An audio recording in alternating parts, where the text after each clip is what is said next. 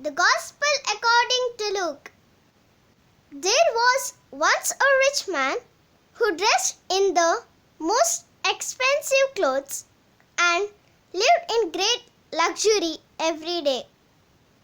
There was also a poor man named Lazarus, covered with sores, who used to be brought to the rich man's door, hoping to eat the bites of food that fell from the rich man's table. Even the dogs would come and lick his sores.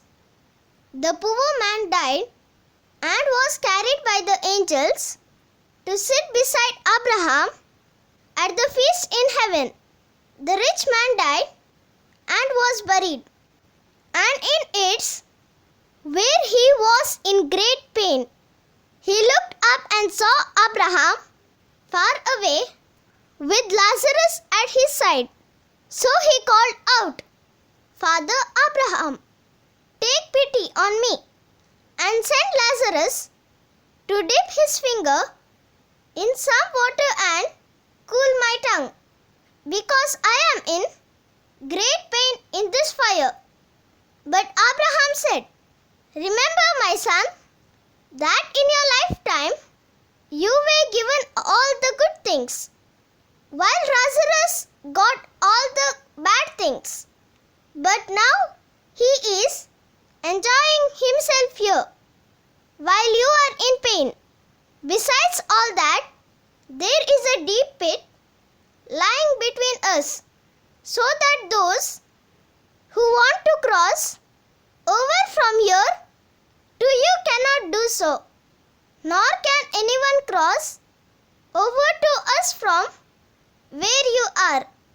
The rich man said, "Then I beg you, Father Abraham, send Lazarus to my father's house, where I have 5 brothers.